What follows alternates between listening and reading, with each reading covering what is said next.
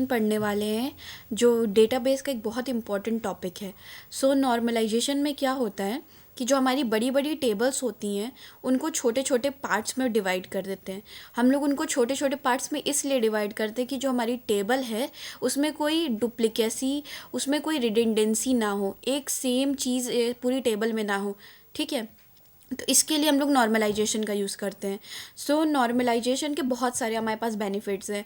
पहला बेनिफिट यही है कि वो टेबल को रिड्यूस कर देता है, डुप्लीकेसी हटा देता है, टेबल में रिपीटेशन ख़त्म हो जाती है, जिसकी वजह से हमारा जो डेटाबेस है बहुत ही इफ़िशियंट हो जाता है। दूसरा हमारा पॉइंट है कि ईजियर मेंटेनेंस। जो हमारी अगर टेबल, जो छोटी छोटी टेबल्स होती हैं उनको मॉडिफाई करना, उनको अपडेट करना बहुत ही इजी एज़ कम्पेयर टू हमारा लार्ज डेटाबेस हो जाएगा। तो लार्ज टेबल्स हो जाएंगे, उनको मैनेज करना और उनको स्ट्रक्चर प्रोवाइड करना बड़ा ही मुश्किल काम होता है। तीसरा है कि बेटर रिसोर्स यूटिलाइजेशन। जो हमारी डिस्क है उसको हम लोग मैक्सिमाइज उसका यूज़ कर पाते हैं, और इसके वजह से जब हम लोग छोटी छोटी टेबल्स में बनाते हैं, डिवाइड करते हैं, तो हम लोग चेक कर पाते हैं कि कहीं पे डेटा हमारा इनएक्यूरेट नहीं है, हमारा डेटा इनकंसिस्टेंट तो नहीं है, तो हम लोग यहाँ पर सब चेक कर पाते हैं।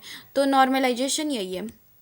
तो हमें नॉर्मलाइजेशन तो हमने पढ़ा, तो अब हमें नॉर्मलाइजेशन क्या है कि ये रिड्यूस करता है बड़ी बड़ी टेबल्स को छोटी छोटी टेबल्स में। तो ये हमें नॉर्मलाइजेशन की नीड क्यों पड़ी? क्योंकि हम जब अगर एक टेबल है, अगर हमें उसमें क्या बोलते हैं अपडेट करना, इंसर्ट करना है या फिर डिलीट करना है, तो हमें दिक्कत आती है। तो इन सब चीज़ों को एनोमलीज कहा गया है। ठीक है, तो ये है हमारी पहली इंसर्शन एनोमली।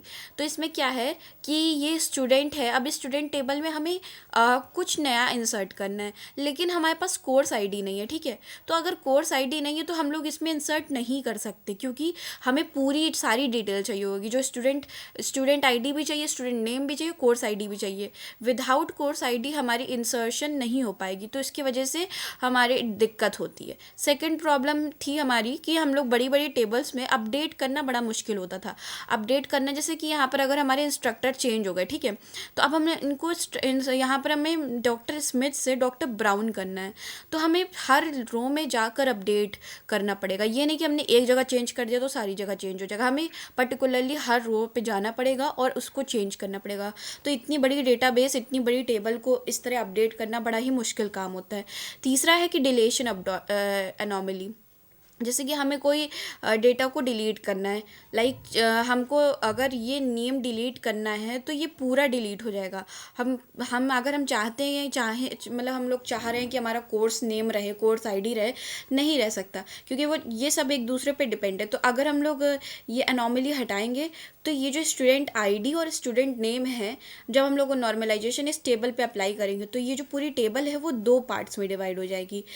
इसमें कुछ तो ये कोर्स आईडी और ये कुछ स्टूडेंट नेम साथ में आ जाएंगे और ये कुछ इधर एक साथ आ जाएंगे। तो यहाँ पर हमारे कुछ हैं टाइप्स ऑफ नॉर्मलाइजेशन। ठीक है, हमारे पास कितने कितने टाइप्स के नॉर्मलाइजेशन है। ठीक है, तो हमारे नॉर्मल फॉर्म्स कितने? पहला नॉर्मल फॉर्म 1NF। तो पहला जो नॉर्मल फॉर्म है वो सबसे इजी है।